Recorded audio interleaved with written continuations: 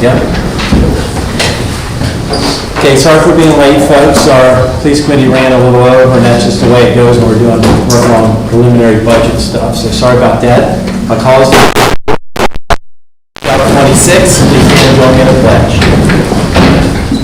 I pledge allegiance to the flag of the United States of America and to the republic for which it stands, one nation, under God, indivisible, with liberty and justice for all. Awesome, thank you all.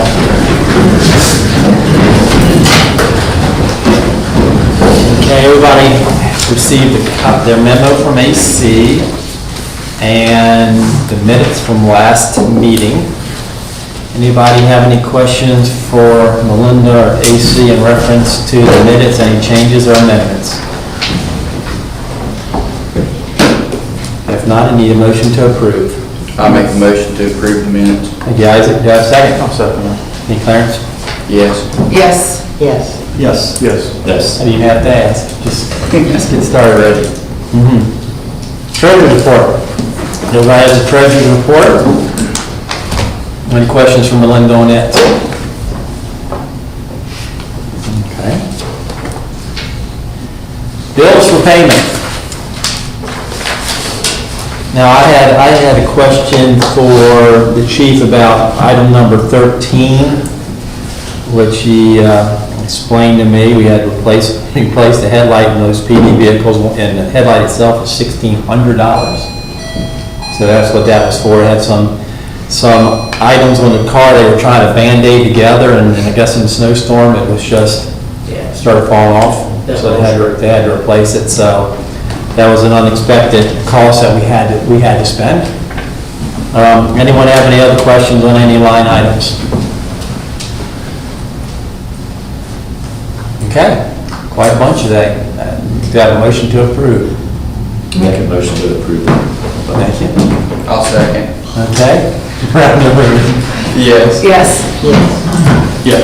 Yes. Yes. Thank you, guys. Okay. Chief, you got anything for us today? Yes. The Tiverton Police Department has been dealing with swatting calls. Since February 16th, we have responded to 17 swatting calls. Swatting is making a malicious hoax call to emergency services to falsely report an ongoing emergency. And in most of our cases, it's a report of a suicide or reporting that an individual is making threats online holding a firearm. There have been no emergencies or any threats. All these calls for service have been the same address in town. And the victim, who has an online channel, he streams from.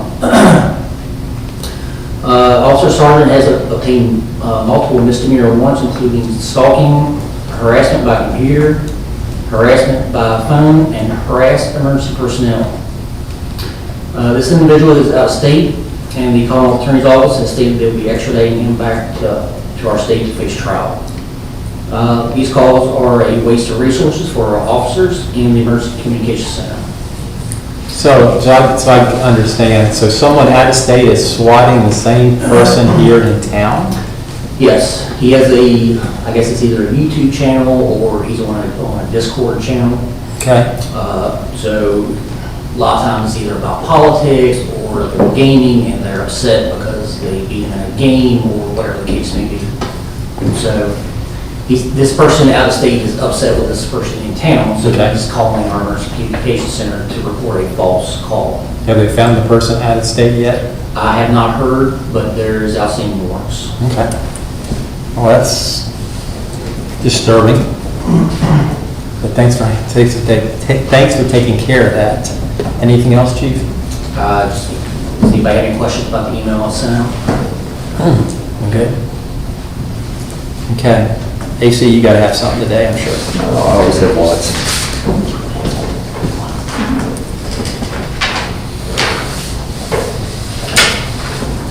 All right, let's see, the Public Works Committee met on Wednesday, March 4th and held a productive meeting. Staff updated the committee members on current public works projects and discussed items that will be requested during the budget preparation work session.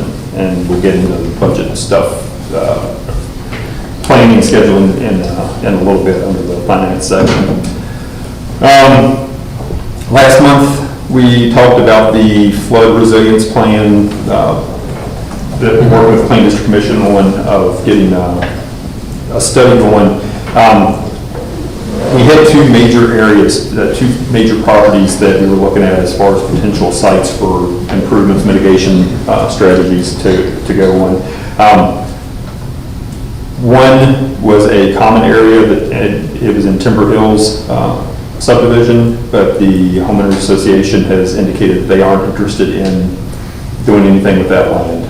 So that one's kind of out. The other one, the property owners had lots of questions about reimbursement for the property, normal good questions.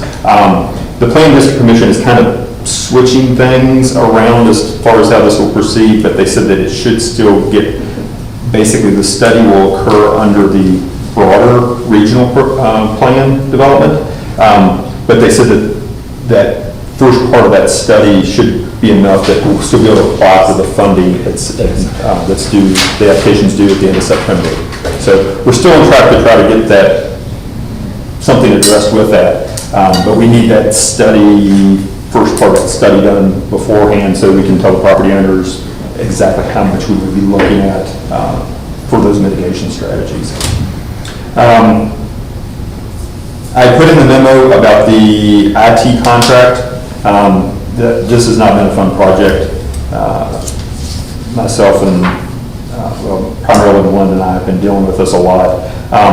But we had allocated funding in the amount of $10,000 originally. We thought that would cover what we needed for the IT contract. Our current provider, we were kind of on a la carte payment plan, but they're pushing everybody to go under contract now. To make it beneficial, we had actually contacted multiple different firms and got pricing on what those firms would offer. There was a very large discrepancy, but our current firm, we found out what would have been covered in the package that they were kind of built for us, because they knew we were very conscious of the cost. But started talking to them more. We have budgeted for a server replacement in the current budget, and just the labor alone to replace that server justifies entering into that higher level of package.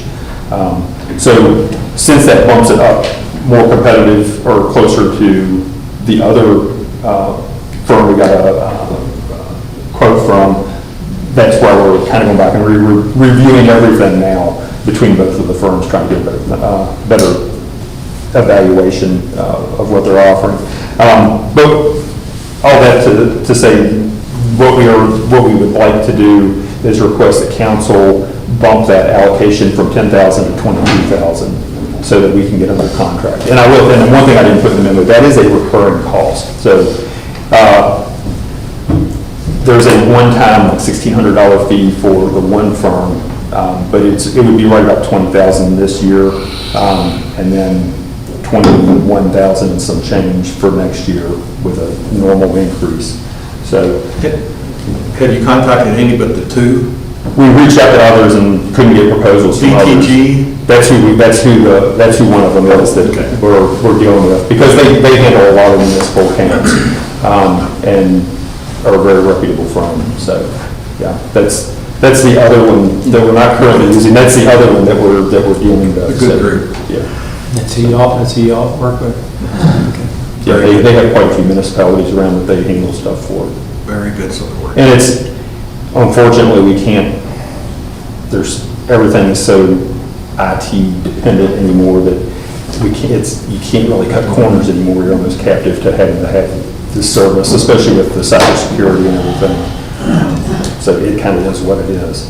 So that's what the request would be to ask council to increase that to $22,000.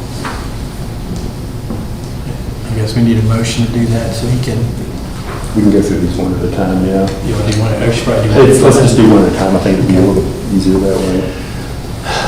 Should that, are you making a motion, John?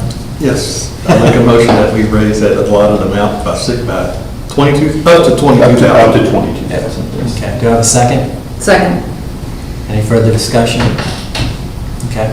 Yes. Yes. Yes. Yes. Yes. Yes. Thank you all on that. The next one was for the phone system. As I said, we had that allocated years ago, and with different things that popped up, that's when we were questioning whether we would be here or not. But we are, since it does look like we're going to be here for the time being anyway, we need to make those improvements. And also, the service that we currently have, the Centrex service, is not going to be supported by Verizon anymore. So another thing that we're kind of being forced into if we weren't already considering it. We had allocated $10,000 for that previously, and I've been talking, Clarence and I've been talking, he has some expertise in voice over in the protocol phone systems and setting them up. So I'm going to talk to Clarence some more. We are getting pricing from one of the firms, but I'll talk to Clarence too and see, kind of compare things and see what, if there's opportunity for other savings, if there's another route that we could go. But I would like to go ahead and get that reallocated so that we can at least have that amount to go at. That should more than cover. So we're just reallocating because it was allocated in the prior year? Right, Do exactly. we still have to reallocate again? I would feel more comfortable if Okay. council did that, since it's Okay. kind of sitting in savings now. Okay. And it's over my spending limit, so. Right. So it's really just, we already voted to spend it, we're just voting to spend it now instead of 2 years ago. Right. Okay. Do I have a motion to do so, reallocate it to this year, this year, 2026? I make a motion to reallocate it to this year. Okay, do I have a second? I'll second. Thank you, Isaac. Any further discussion? Yes. Yes. Yes. Yes. Yes. Yes. I guess it's better to do it, overdo it than not do it right. Exactly. Okay. Last month I talked about the GPS hardware. I'd like to ask for an increase of that from $5,000 to $10,000. It may not be up to the $10,000 that we would spend, but that would give us, we would make sure that we had that available. We're still looking at the specifics of that, of whether we need the equipment or whether there's another service that we could use for a base station, so. Did you see if the IT people could add any support for that? I haven't checked with them, but we can. We can't, I mean, we tied our SCADA, we tied everything in with the IT and the plan down. And so, if it's some way we can tie that together, integrate it with the SCADA system. But you don't need, Certainly. you don't need us on that motion, do you? To add 4,000, you can do that on your own. No, because the whole project would be 10,000. Even though we've already allocated 5? Yeah, I don't think, we can't piecemeal it together like that. Are you gonna ask for one where you don't need more money tonight? I'm just picking. I think that's the last one. Okay, Sort of, yeah. so what is this motion? I got lost. If we can increase it from 5,000 to 10,000. Okay. And where will those funds come from? General? Yes. Well, on the GPS, it might come from water and sewer, because that's what it would be primarily used for. So it would probably be water and sewer is what it would come out of. Yeah. Do I have a motion? I make a motion to increase up to 10,000. Okay. Okay. Do I have a second? Second. Thank you, John. Around the room? Yes. Yes. Yes. Yes. Yes. Thank you. Last thing I have on Public Works is we are working on trying to get some of those budgeted projects knocked out. Chris has coordinated and is getting, we're on the schedule to get the roof replaced here and to get that front parking lot resurfaced. So That was budgeted last year. it's budgeted for the current budget, yeah. That's all that I have under Public Works, unless anybody has any questions for me. Okay. Is the next business industry for you? Yeah. The only thing I have under business and industry to report right now is that JJ's has reopened for the season. That's a big event, so. Everyone got the memo on the sign discussion? So, And, oh yeah, so I can update you a little bit further on that too. So I talked to Quentin about the sign that went in without the permit on the bait shop. And so they were asking about how to make an amendment to the conditional, or to the conditional use. And it goes through the entire same process, because the sign is a part of that. So they can request a conditional use for the signage, the way Quentin explained it, but it goes through the entire same process. I provided the owner with that information today, so I don't know which route they'll go, if they'll do that, or if they'll just, I told them regardless of whether they do that or not, apply for it or not, the sign still needs to come down until such time that it may or may not be approved. But you're talking about the $250 application fee, the $200 to $250 for the public hearing and advertising, or the advertising for the public hearing, because it has to go through all that entire process again to change that sign, so.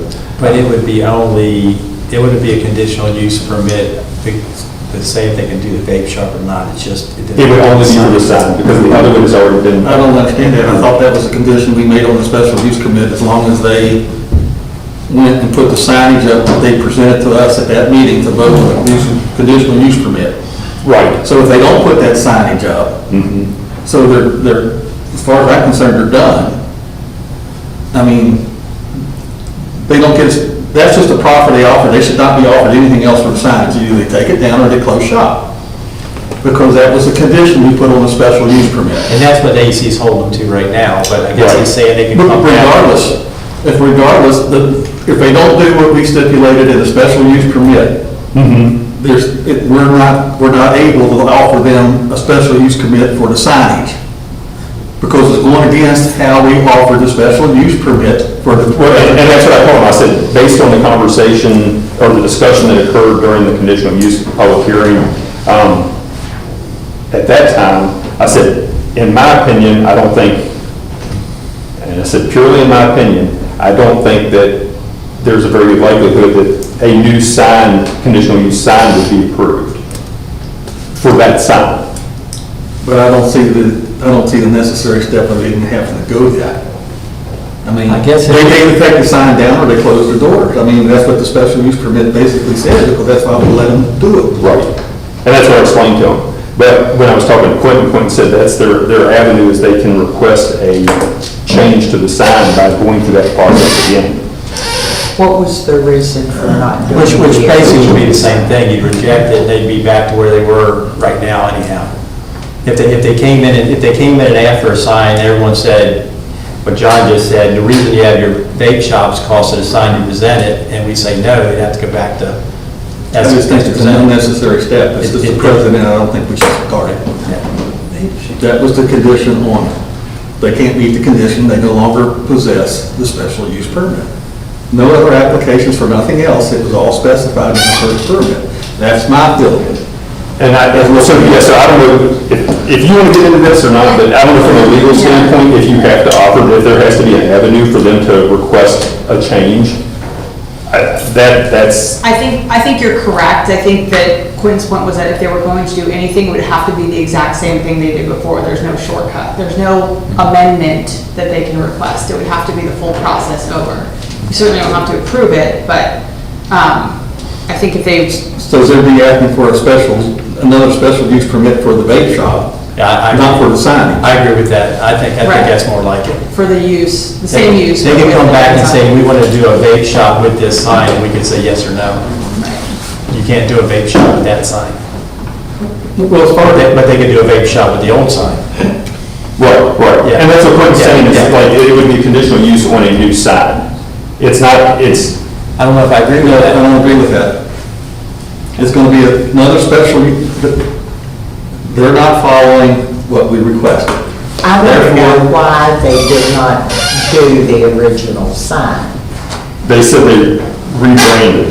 They went with a different branding. Well, they wanted to do what they wanted to do, not what we told them to do. Well, let me, Right? let's show. I mean, is Yeah. that correct? Is anybody here interested, and you can tell, if they're not interested, is anyone interested in keeping the sign they put up, or everyone want to hold them to what they originally agreed to? No, the original agreement.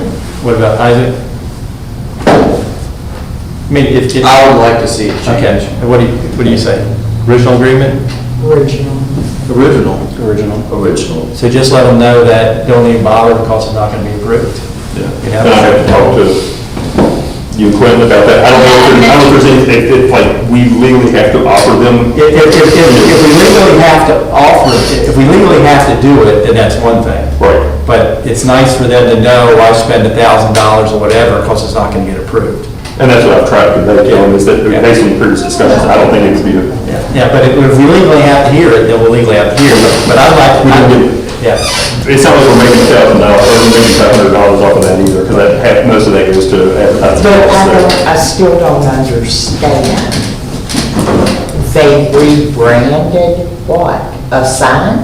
I guess. Their branding of whatever, instead of, because they said that the tobacco and vape sign If that they, they originally had is a very generic sign that like a bunch of different shops use. And I think So that's they why- wanted a different sign so that it would just be different from others. if they rebranded, is their special use permit still under the same Good question. name? Like they start an LLC under the first name and that's their business, and they rebranded to a new name, would that first special use permit even be valid still? I'm not sure if it's usually done under the owner's name.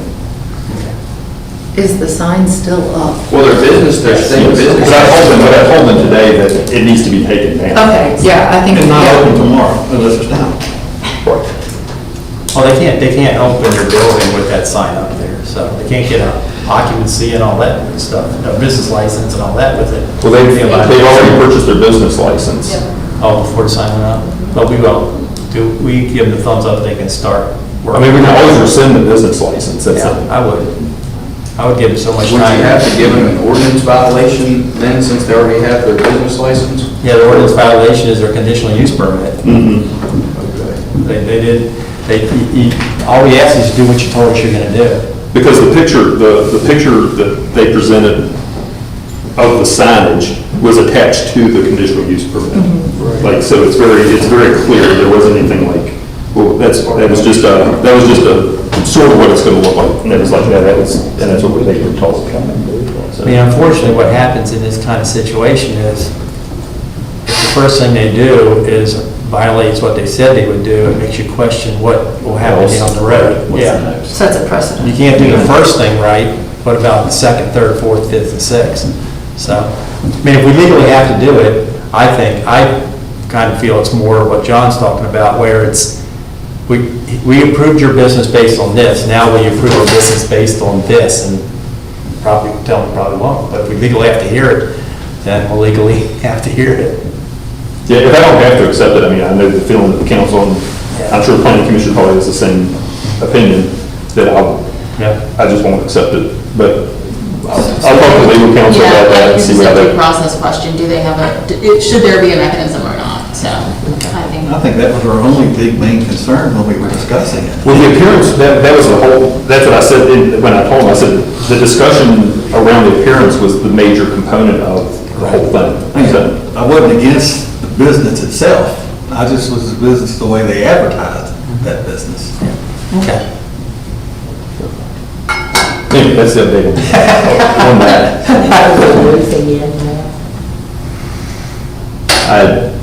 I haven't been over to check and see, so I don't know if they've actually moved anything in. I mean, when you put the sign up, there was nothing inside, so they haven't done it. So a week ago, there wasn't. Is that it for business I administrator? think so. Okay, Parks and Rec. They're working on a water leak down there. Yeah, so I don't know if anybody saw the message on social media the other day that the bathrooms down at Plains District Memorial Park are closed temporarily. The toilets wouldn't flush. And so there was something that happened in some of the repairs and opening and closing valves. They think the 6-inch valve might have broke. And so for whatever reason, there was a 6-inch line kind of in the middle of this 2-inch line. So, so they're going to replace that water is actually provided by the water co-op up here. So our guys are just going to replace that with 2-inch line all the way and put in a new valve and everything. Chris thinks that will take care of all those issues. So that's why the bathrooms are closed in case anybody asks. The other thing is more of a budgeting type thing, and I'm not going to ask for approval tonight because I already asked for enough. But there is a recreational trails program that is administered through DCR, Department of Conservation and Recreation. Each year in this program, one year it's only where you can only do maintenance, and another year it's where you can actually build new trails. I've talked to the Plain District Commission a little bit, and Chris got me some figures on cost. We're always putting a lot of kind of work into repairing the walking paths and stuff, the trails around the parks. So it'd be nice to have them hard surfaced. The numbers that Chris gave me,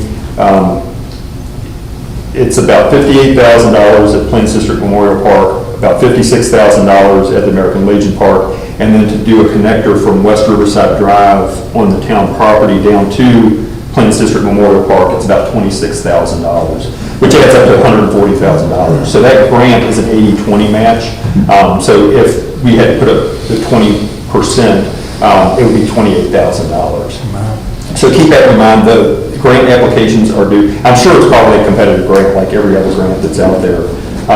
But the grant applications are due May 5th, so we're going to start having budget work sessions here soon. And so we'll keep that on the list to discuss that and see. And Parks and Rec Committee has never,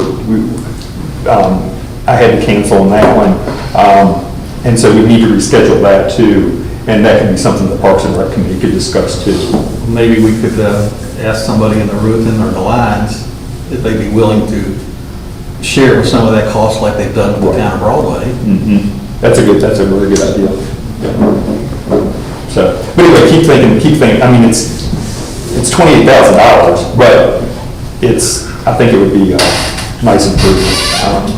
We hear that often enough that it would be nice to improve, especially down Plains District Memorial Park where the slopes are a little bit uneven and you get some water runoff that comes down through during heavy rains and washes those things out. So anyway, just something to throw in there. And that's all that I have on Parks and Rec. Okay, AC, when's our budget meeting, finance? Y'all are going to have to tell me what your availability is. I know Chris is out. Chris is out the last week. Is that right? Of March. So we might be looking at, I'll send out an email like I did with the others, and that way everybody can tell me what your availability is, and we'll try to do that. And I'll do the same thing with the Parks and Rec Committee to try to get that rescheduled in too. Awesome. Before the budget meeting, obviously. Okay. And when's it got to be done by? We typically advertise, budgets only have to be advertised once. We typically have that advertised by the end of April so that we can have a public hearing at the May council meeting. And then, assuming all goes well with that, then we do the adoption at the June town council meeting, and it becomes effective July 1st.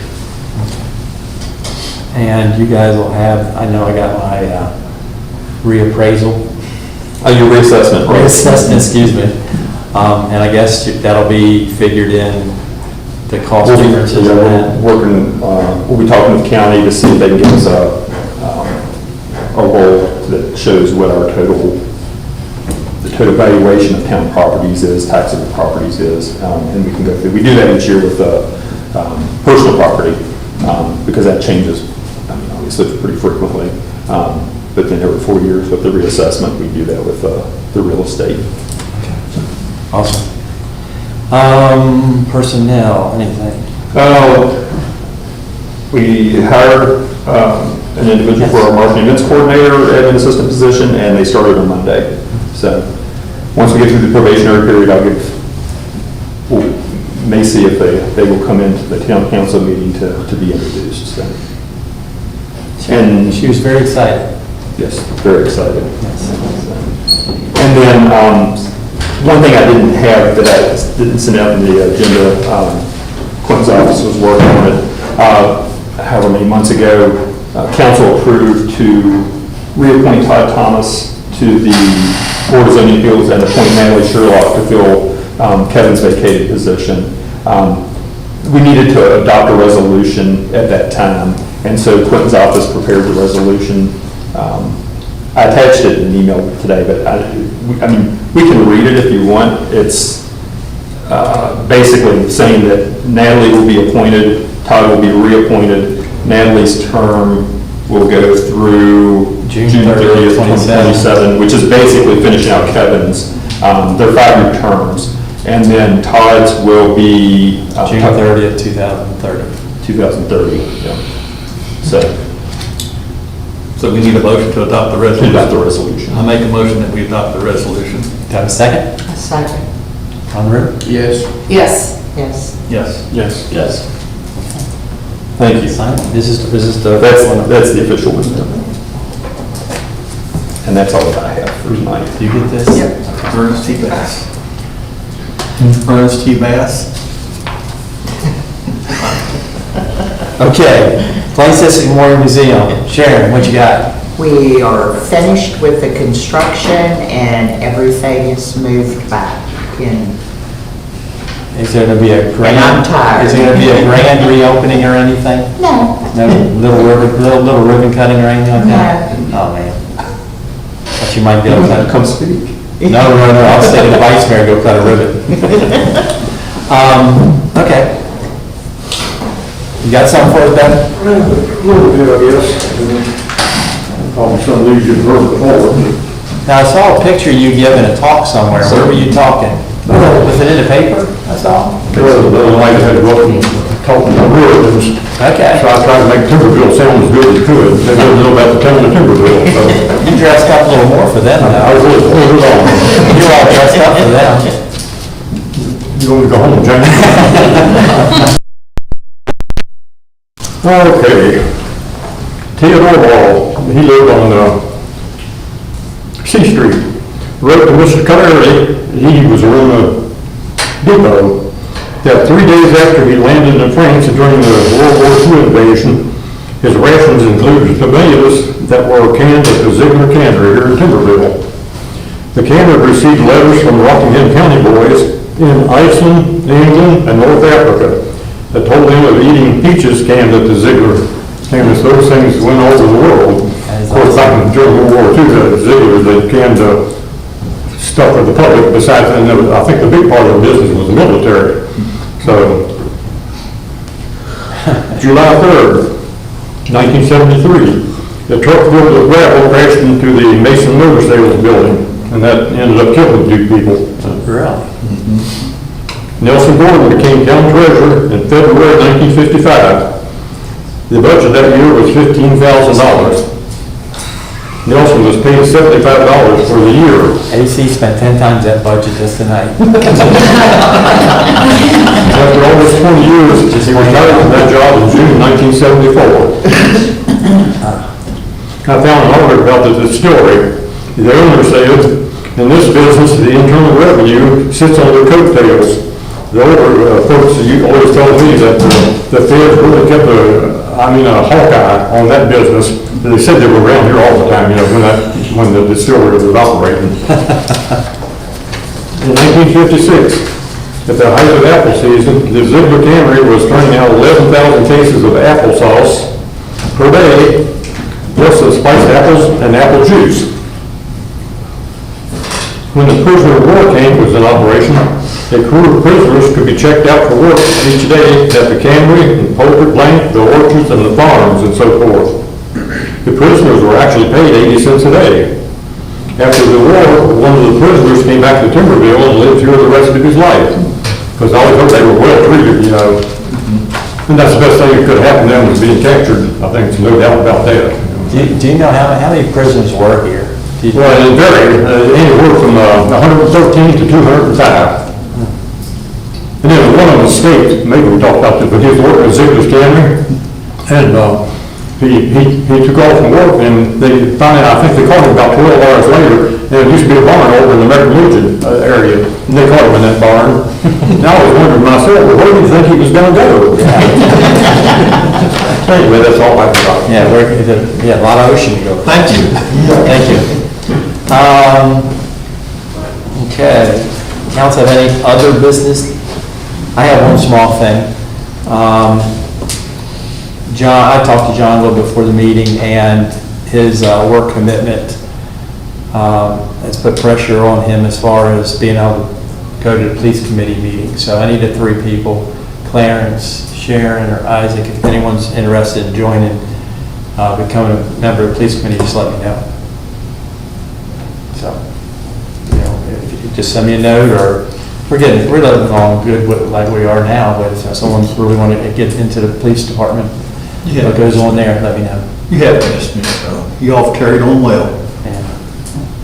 Yeah, we're sad every time. Thank you. Along with that, I don't know if I sent it out to council or not, one of our planning commission members resigned because they're moving out of town. We have enough, when we redid that a few years ago, so I guess we're at 5 now? Did you have 6 or 7? I think we're down to 6 now, wouldn't it? 6. Yeah, so we're still good with numbers, but always, if anybody's interested in it, send them my way, and I can talk to them about their commitments and everything. Okay, awesome. Any other business? Then we'll open it up to public comment. I know we have some guests here. If anyone wants to comment, please come up to the podium, introduce yourself, say where you're from, and talk to us. Okay. Well, my name is Jocelyn Heingardner, and I am representing the county, the Republican Party of Rockingham County. It's a mouthful. You say RCRC to be short. And I'm here to just inform people of the current election that's going on, and it's about an amendment. It's only one item on the ballot. And the way the amendment reads, it suggests that if you believe in fairness, vote yes. Well, it's not that simple. It's not about fairness, it's about power. And if you look at the chart that I presented to you with the pie charts, we currently have 5 congressional seats that are Republican and 6 that are Democrat. It's not an even split, but it's pretty close. So when you look at fairness, it's relatively fair. So we established as a citizenry, Virginia voters, back in 2020, a bipartisan committee. It was established through the amendment process, just like this is going through right now, and 66% of the voters wanted a bipartisan committee so that we would not be gerrymandered by whatever party was in power. And even Governor Spanberger, as a congressional representative, stated that she did not believe in gerrymandering. Well, guess what's happening now? And some of them are saying it's in response to Texas. Well, take a look at the Texas map, okay, and then that'll explain a lot of things. That was a Supreme Court decision that was instructing them to fix their maps, and so they're fixing their maps, okay? So what we have to decide here in Virginia is how do we operate? Not something based on Texas, not based on California. What do we do? You know, I keep thinking that we as a state have such a grand history. And I just love listening to what the gentleman was saying as well. I'm kind of a history buff myself. And, 7 presidents from Virginia, the writer of the Declaration of Independence, the writer of the Constitution, all from our state. We have we just have a great history. And I think our bipartisan amendment reflects a high quality of leadership. And so I'd like to maintain it. Now, if you can take a look at the next chart that I gave you, this is what they're trying to do to Rockingham. Because Rockingham is very rural and usually very conservative, they're going to try to separate us into 3 congressional districts. 2 of them are going to be linked to Fairfax. Fairfax County is so dense that they could split it into 5 geographic regions and dilute all of the conservatives around it and still maintain their Democrat control. This is just ludicrous. So, do we really think that somebody out of Fairfax is going to represent Rockingham County? I just don't think that they would have any clue to our history, the agricultural industries, the poultry industry, and everything that goes on here.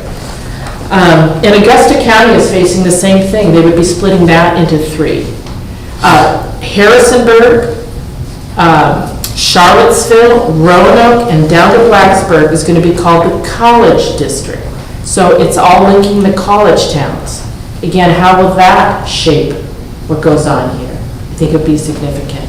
So I'm not only asking you to come out and vote, but because that is your civic duty, but also to vote no on this amendment and share the flyers with your friends.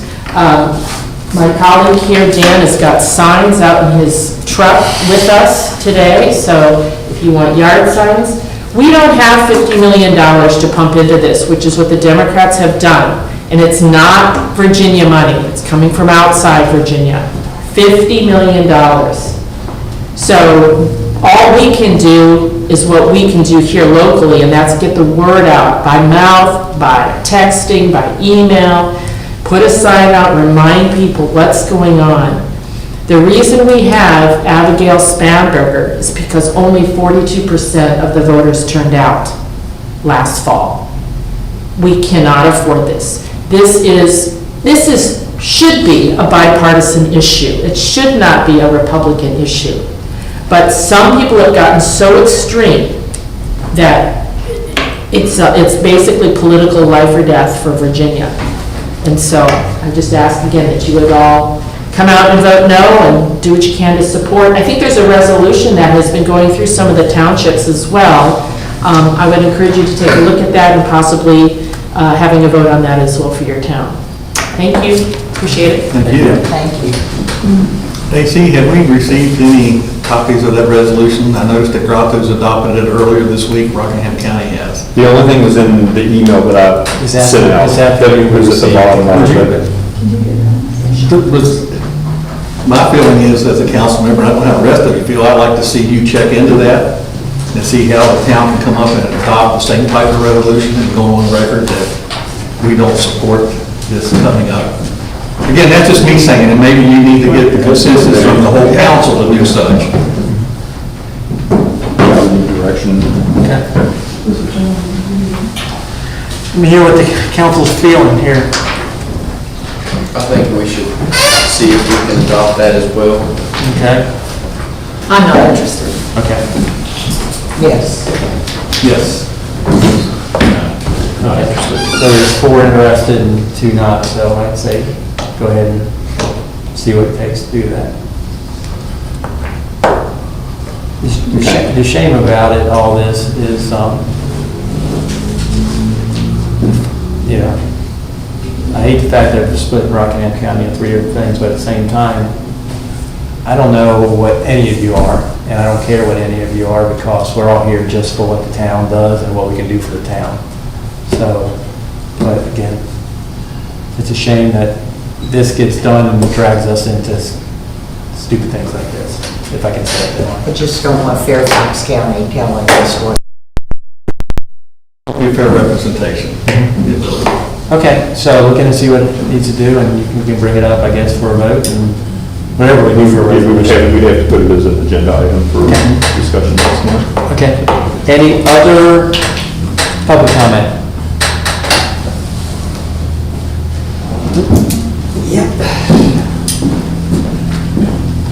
Paula Bowman, I want to bring up something that's been discussed many times in here, but I'd like to know the reason why it's not been done and was decided that it wouldn't be done. We tried to get a sidewalk on Memorial Park Drive. That street goes to your sports complex and the Plains District Memorial Park, and it will be going to the Rails and Trails. Why isn't it important enough to have a safe way to get there by walking? The people who walk to Pilgrims have this nice sidewalk out here, which is really nice. The people who walk to Pilgrims from that part of town, the other parts of town, walk down that road. I don't watch them all the time, but I see a lot of it. It just, to me, is a safety matter and something we should be doing for our town to make it easy to reach the sports complex and the Plains District Memorial Park and the Rails to Trails project. Have we thought about that, or how? We did, we checked with VDOT about it, and it was, for the town, it was cost prohibitive, because this sidewalk out here, this project out here was about $400,000. And the town had 20, I think it was 20%. $100,000. Or a quarter of it was the town's responsibility. To put and when VDOT, we asked them to check on the Memorial Park one, and it was going to be a $2 million project. There's so many grants out there for things, and so much money available for things. I just wish it could be revisited. Well, and that's what I reported earlier with the recreational trails program, is that would get that, if we could do that, that would at least get it up to West Riverside Drive. So there would be from, on the town's, town and property from West Riverside Drive down to the park, then we would have that, and then we would have a very short section from West Riverside to Main Street. Right. Then we would be able to hopefully get something through VDOT. I mean, you even talked about just paving a path, making just a regular, not a concrete sidewalk, a paved sidewalk. And that's what this grant program. And something like that is better than people walking on the streets. We don't have sidewalks at all in any of these back streets.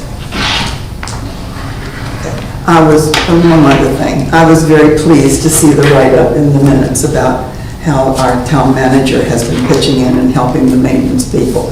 And I mentioned last month, and Sharon was quick to say everybody knows that he drives a plow truck too, but I don't think they do. I've mentioned it to several people. I'm really proud of the fact that you were out there scraping the streets when it snowed, because if I hadn't seen you in the truck, I wouldn't know that you were doing that. Well, and I was out, this time I was fortunate, we have a very good full-time staff, and we have a good crew of part-time employees too, so I hate plowing snow. So I don't have to get out and do it that much, anymore. So I was out just the next day helping to kind of push back. Yeah, and you did a great job, and you do a lot for us, and I don't think you. Well, I appreciate it. Just say thank you.